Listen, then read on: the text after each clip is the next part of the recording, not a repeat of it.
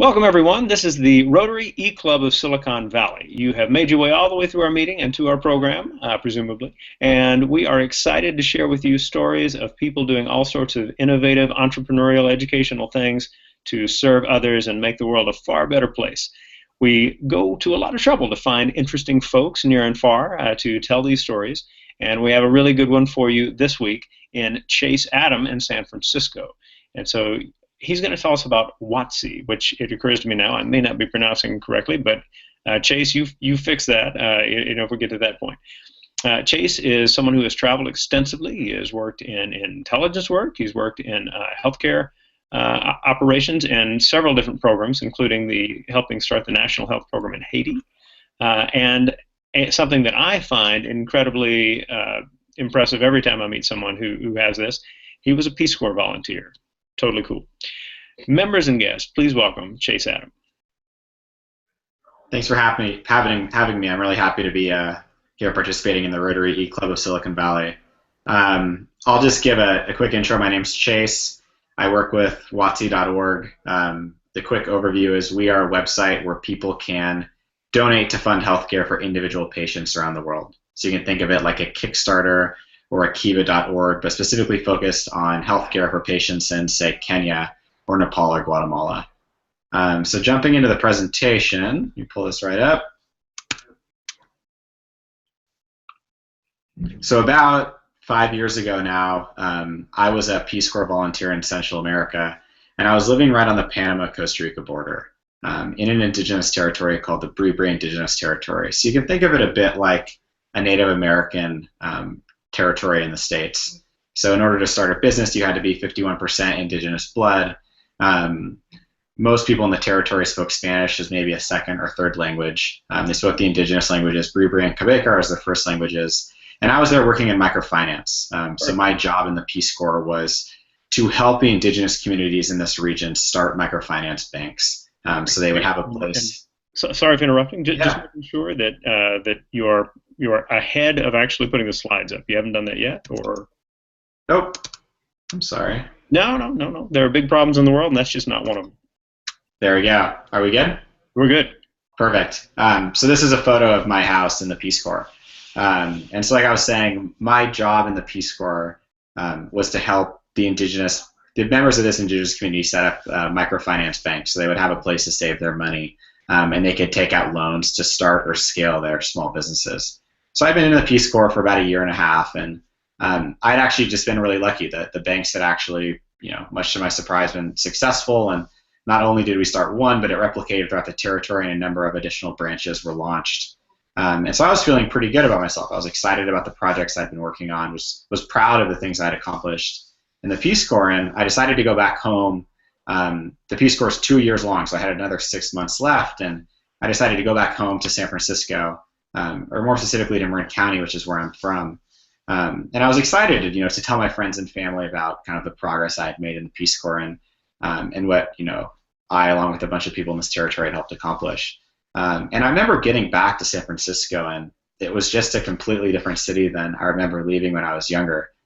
Technology had really taken over, so everyone in the city was working at Facebook or Google, or what was even more exciting to me was the kind of the people my age that were starting startups.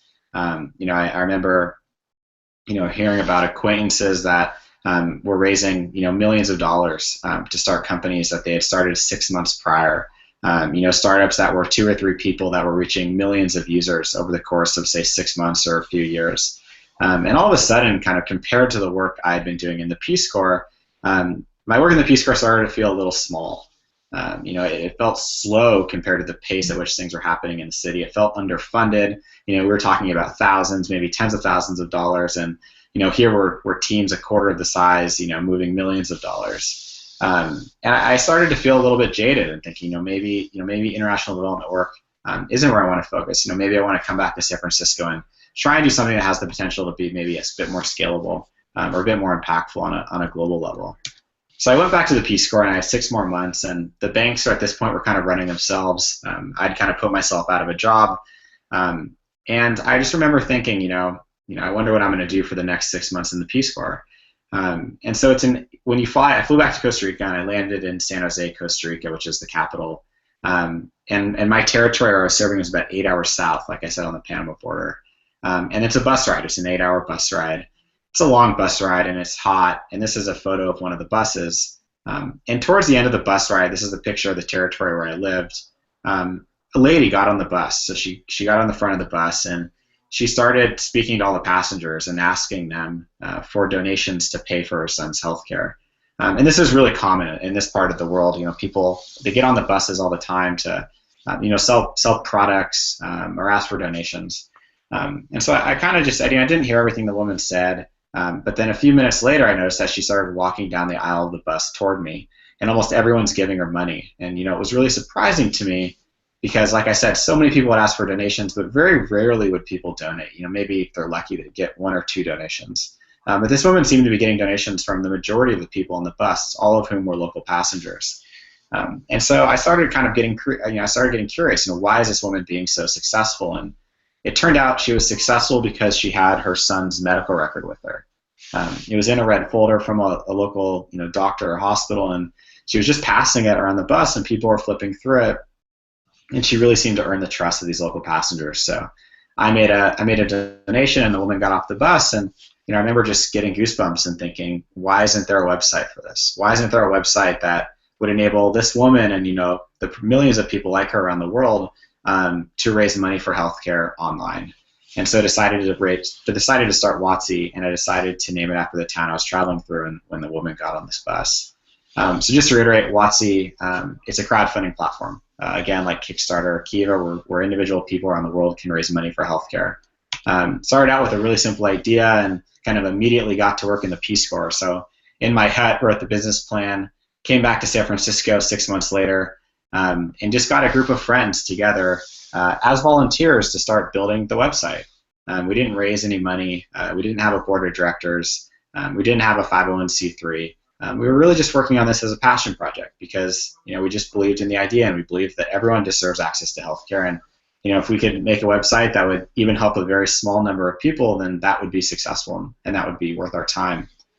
So we'd have Google Hangouts once a week, every Tuesday night. This is a photo of one of them, and we'd all get on the Google Hangout and kind of hang out, and we would basically share progress, share updates on what we had built or accomplished in the week before. So Grace was working on marketing, and Jesse was coding, and we had a designer, and everyone had a different piece of the puzzle.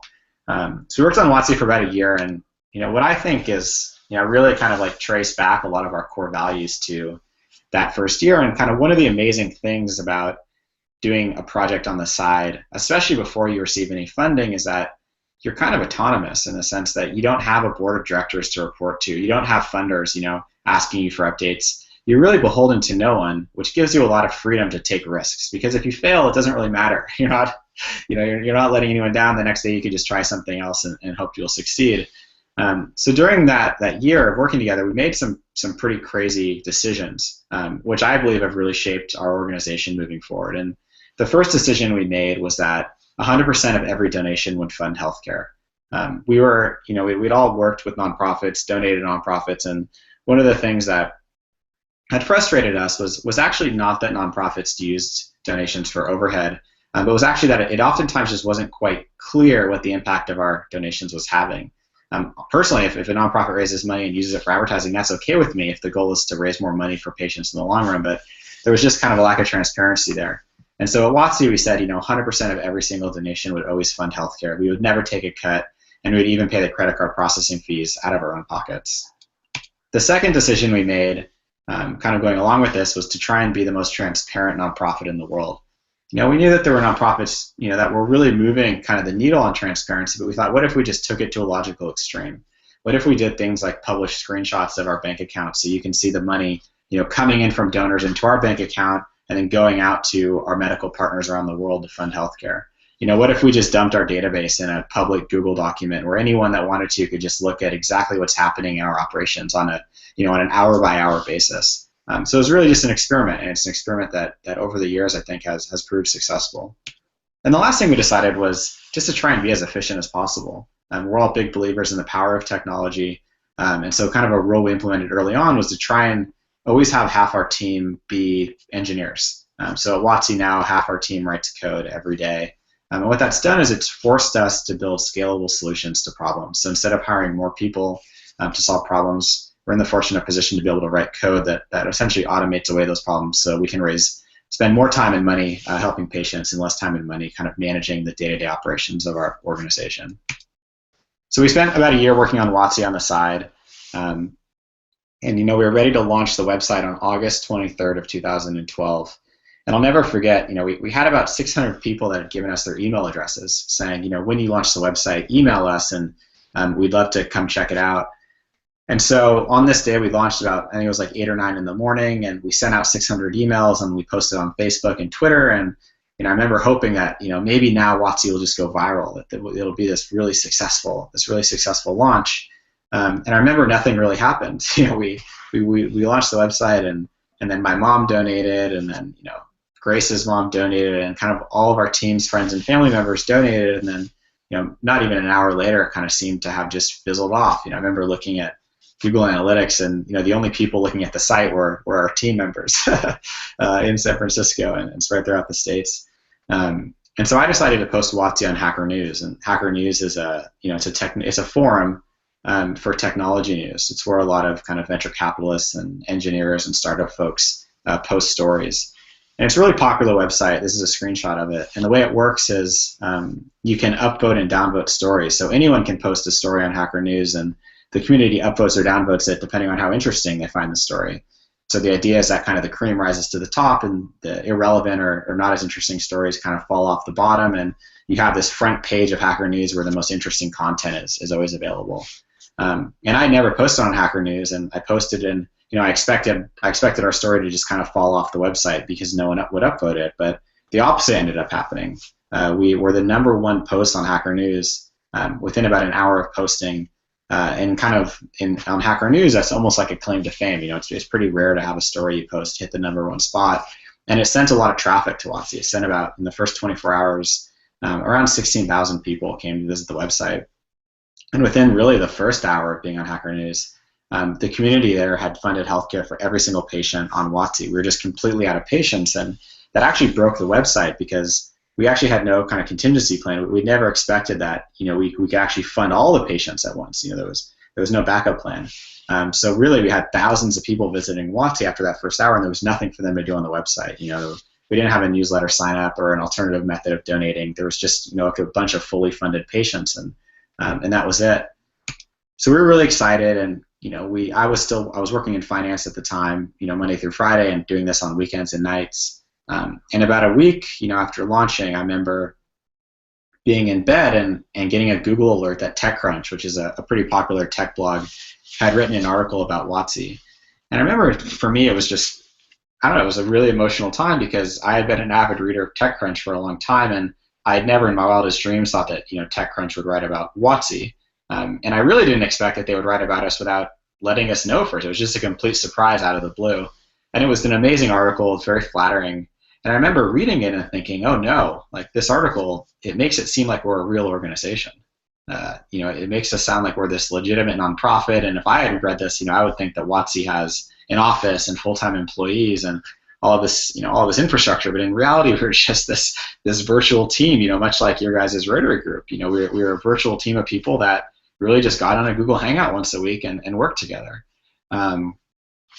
And so, kind of at that moment, I started thinking, I was like, I have got to quit my job and do Watsi full time. We have a big opportunity here.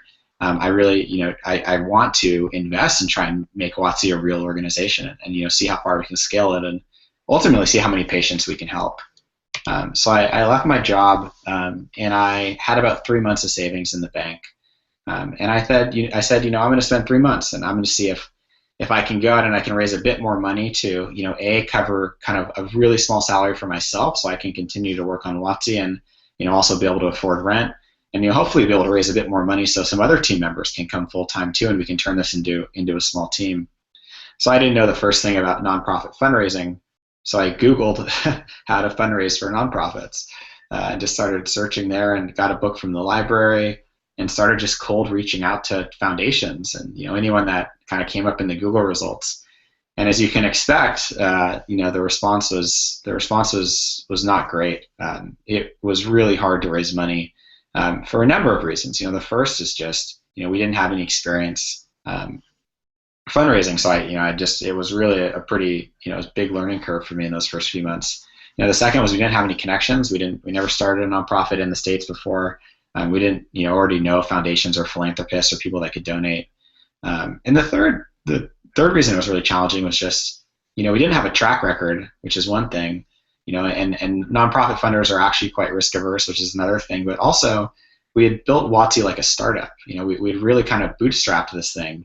We kind of led the building of the organization with the product, right? We were really searching for product market fit up front, and then we thought we could kind of like fill out the infrastructure and the board and things like that later, which is, I believe it's the right way to build a startup, but it was something that was pretty unique in the nonprofit space. Normally nonprofits, they kind of start with the board and they start with the fundraising, they start with the incorporation, and then later they actually get to the implementation. So a lot of the foundations and traditional funders, they just really didn't know what to do with us. So I started to get pretty frustrated and just really a bit demoralized, feeling like I'm letting down the team. And here we have this huge opportunity. There's obviously some demand on the donor side for this. There's obviously millions of patients around the world that would want their healthcare funded. Why can't I make this work? And so we kind of as a last ditch effort, we applied to this online voting competition on the Huffington Post, and it was for $10,000. And at that time, $10,000 was a lot of money. I was like, man, that's months and months of of operating expenses. Maybe that's a year at this point. So we went and did this online voting competition, and we made it to the finals. And the finals were a kind of a head-to-head competition between us and one other nonprofit, to try and see who could get the most votes. And we were really neck and neck for the whole week of the competition until the last night. And it was 50%, 50%, 49-51, and it was really close, and we were just out of ideas for how to get new votes. I Facebooked everyone I knew, emailed everyone I knew. It was just kind of out of ideas. And my co-founder Grace was at a bar down in Southern California, and she actually convinced the bouncer of the bar to get all of the people waiting to come into the bar to vote for Watsi on their cell phones. And I remember just kind of seeing the numbers go up from 51% to 52% to 53%, and we ended up taking the lead that night and winning the Huffington Post competition. So we won this $10,000, which was the first kind of successful fundraising at the beginning of Watsi. So we're really excited, and about a week later, kind of as things would have it, I was flying down to Palm Springs for Thanksgiving, and when the plane landed, I saw that I had an email from Paul Graham. And Paul Graham is the founder of Combinator, a very successful investment fund in Silicon Valley. He's also the guy that built Hacker News, which is the community where we originally launched Watsi. So I was really excited. Paul Graham is someone that I had looked up to for a long time. I'd read a lot of his essays about startups and entrepreneurship. I'd learned a lot from him. I was really excited about the opportunity to connect with him. So emailed him back, and we scheduled a meeting in Silicon Valley. And we met with Paul Graham and had an amazing meeting. And it was really the first meeting where I felt like, it clicked, where he understood Watsi, he understood our approach, he understood we're taking this very kind of, in my opinion, kind of pragmatic approach to solving this healthcare problem, and it just really resonated with him. And I think he had an epiphany that maybe there are nonprofits out there that operate like startups where technology is a core component.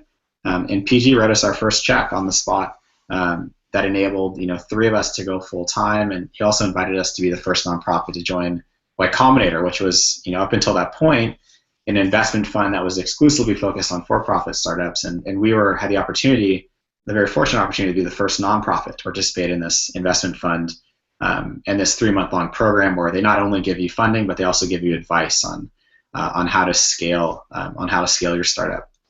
So we did Y Combinator for 3 months. We met with the partners there. They gave us advice. They helped us out, made introductions, and at the end of 3 months, you present at Demo Day. And Demo Day is you get up and you have 2 minutes to present your progress or your startup to a room of hundreds of investors. And these are all for-profit investors. And we did that, and the response was pretty positive. We'd grown Watsi really fast over the course of the 3 months. Now that we had a full-time staff, we were helping more and more patients every single week. We're expanding to new countries. We're improving our product, improving our operations.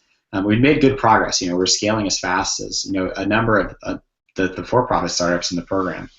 So after demo day, we went out and we said, the second time fundraising, we're going to put a cap on it. We're just going to raise money for 3 months.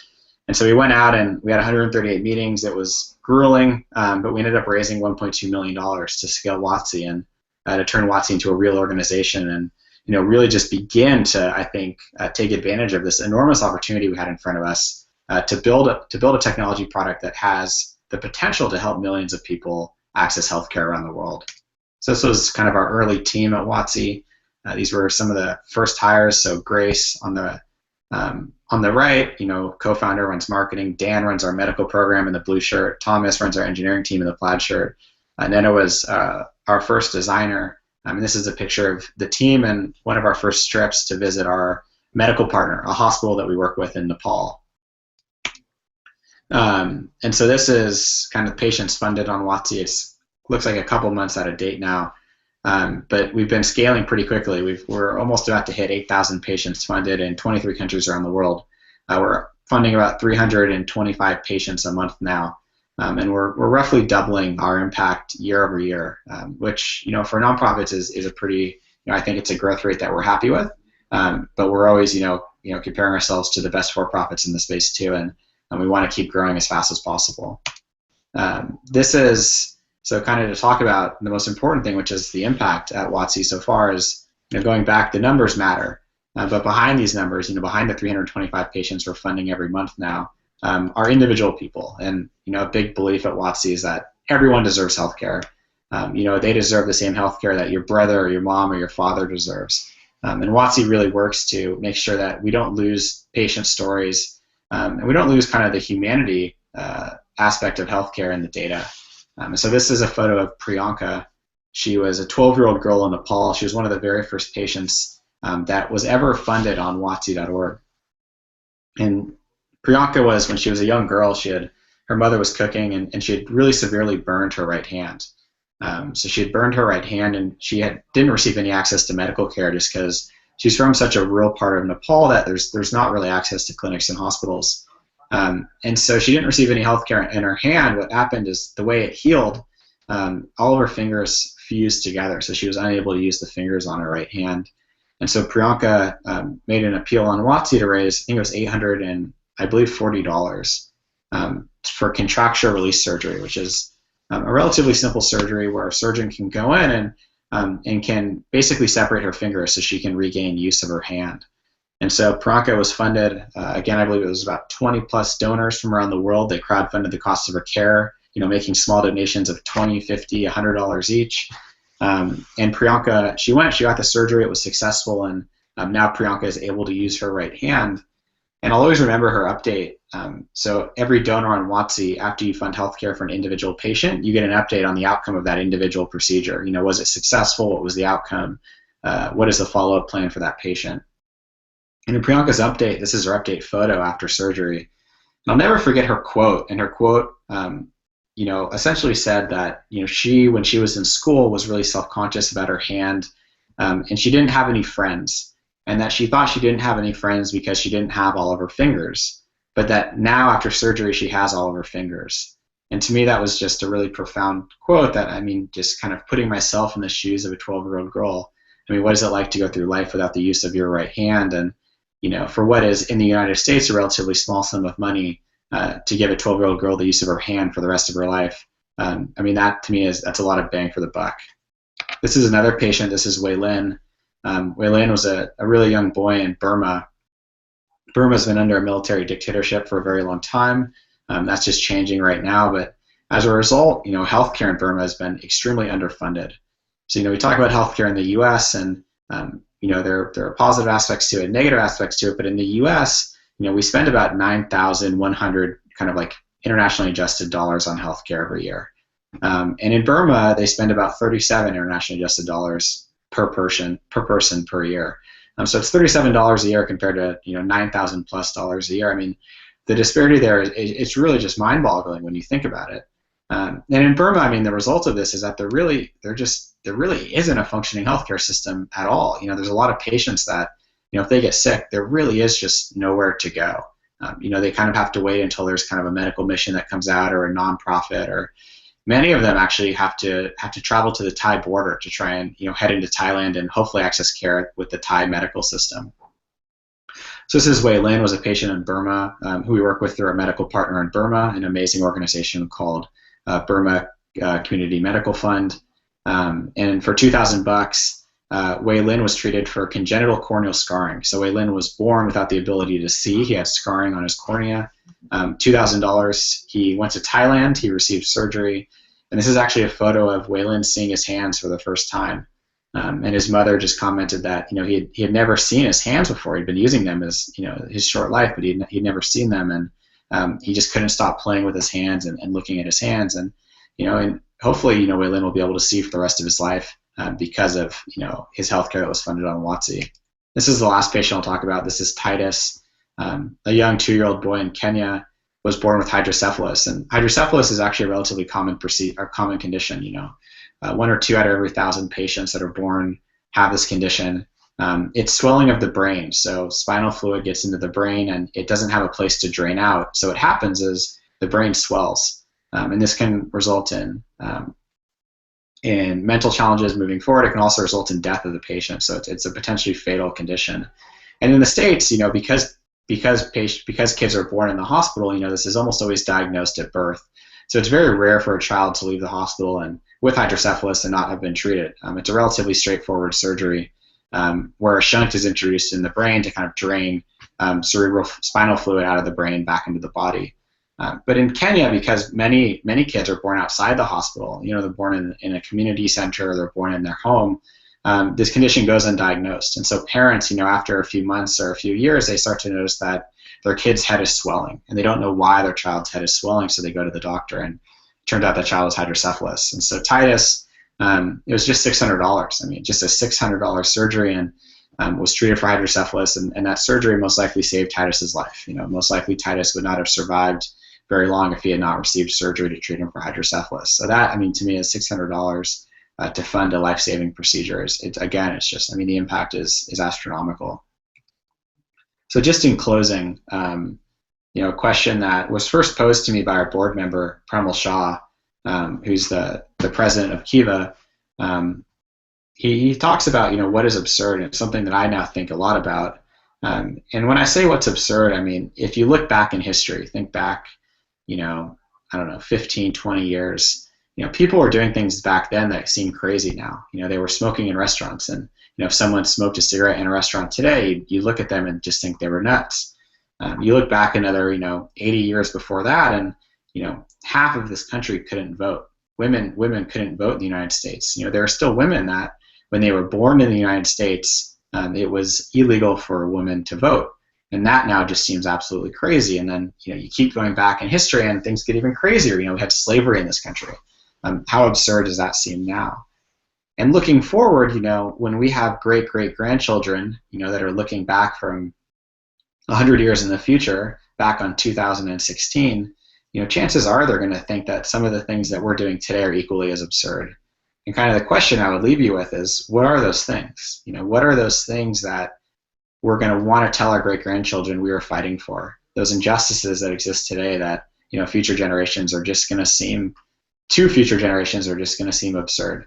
And I think the exciting opportunity we all have, everyone on this hangout, is that we're very lucky to live where we live, to have had the education that we have, to have the support that we have, to have the skills that we have. And I think one of the amazing things about technology is, it makes it cheaper than ever to not only start to think about and talk about what's absurd, but also to start to build solutions.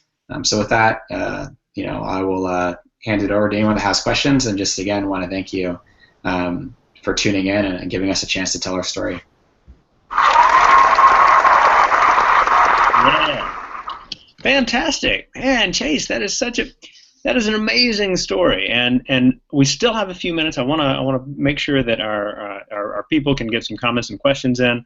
Just to introduce to people who are watching this recording, Andrew Tao is our service guy, and he is in Oakland, or actually he's usually in Oakland, although he's in Chicago at the moment.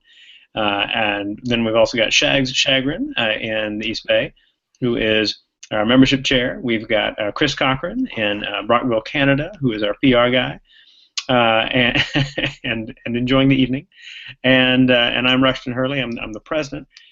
For the people we got in the group, if you unmute, I'll know you are ready to share a comment or a question, and would be happy to pass those along.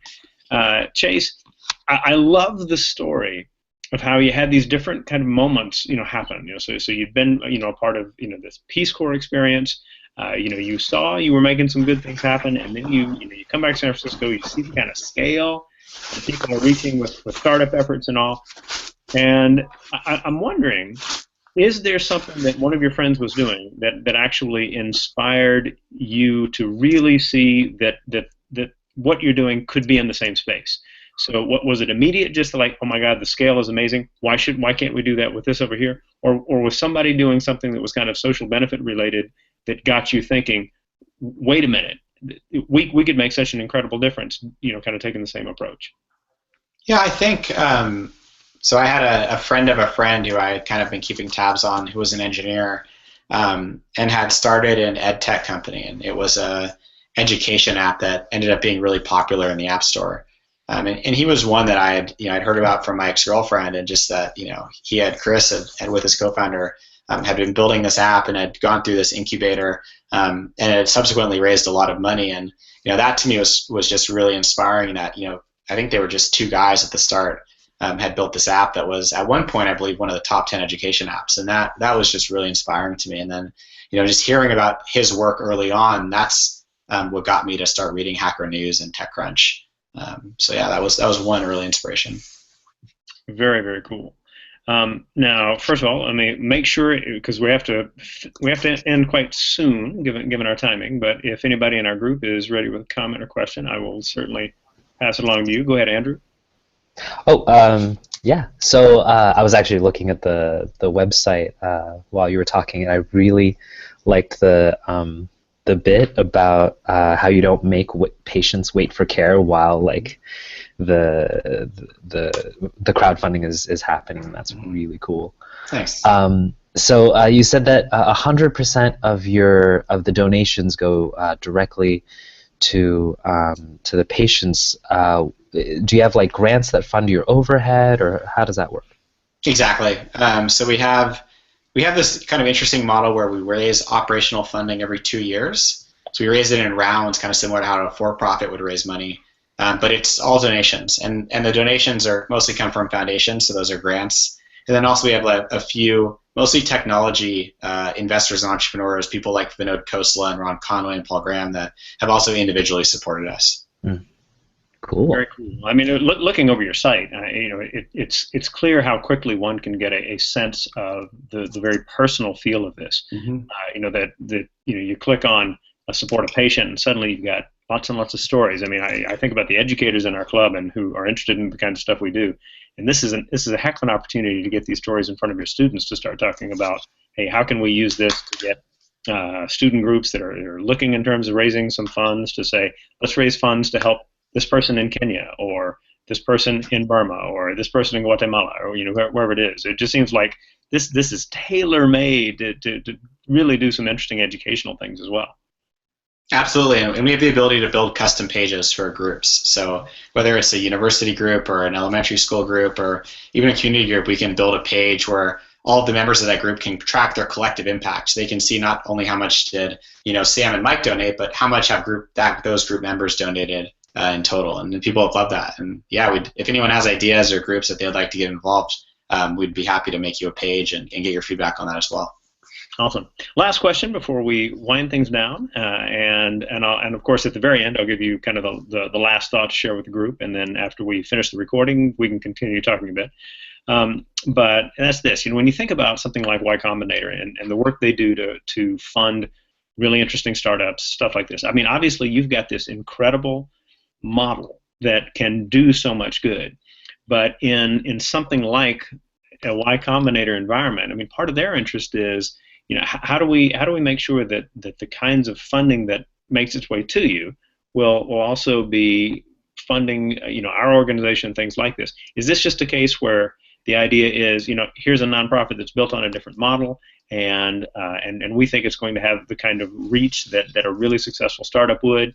And so those of you in the group who are more angel investors than just funders, take a good look, or is it something slightly different than that? No, it's exactly that. I mean, it really is altruistic on the behalf of on YC's end. I mean, they're really just doing this to try and make the world a better place. And I think a lot of the partners there have realized that they've been very successful in investing in for-profit companies, and could they use those skills and the advice and the network that they've created to help nonprofits have the same impact. And we've just been really lucky to be a part of that group. And since then, they've funded dozens of other nonprofits, and they expect nothing in return. It really is just donation based, and they just ask that we do our best to help as many people as possible. Very, very cool. All right, so I'm going to give you the last thought in just a moment, but to all of our members and guests who are watching this recording, we ask that you do two things real quick, and that's after this finishes, you've got, three things really. You've got some links to follow to learn more about Watsi, and then a little farther down the page, you'll be able to say, okay, I was here, and by putting in your name and your email address, properly spelled, it'll generate an email for you that you can turn around to your club secretary for a missed meeting, and then finally, leave a comment. Leave a comment so that people have the, and Shags, I'm going to let you in here in just a second because you've clearly got something to say, but leave a comment so that you're letting us know what you think. We can respond to each other's comments. We can have a discussion on that, anything like that. But we want to make sure that this is a space where people are getting the chance to really take these ideas and see where they can go from here, because that's a part of how we see our opportunities with service, is to really generate cool ideas and see where they can go. So, Shags, any quick item from you, or you just finding things? Yes, join us. Go down below, enter your stuff, join us if you're a visitor. That's a visiting Rotarian, you're having trouble making your meetings, consider us. Chase, if you're not a Rotarian, maybe you should consider being one. Absolutely, yeah. Awesome message from our membership chair. And to finish off the recording for today, I want to hand it back to Chase. Chase, you got a last thought for everybody? Yeah, the last thought is, just be a big honor if everyone just took a second and checked out watsi.org, watsi.org, considered supporting a patient. And if you have any feedback on the experience, things that we can do to improve it, or things that you particularly like, just shoot me an email, chase@watsi.org, and I'd love to hear from you so we can make the website better and help more people. Thank you. Very cool, very cool. And everybody, we hope to see you again next week.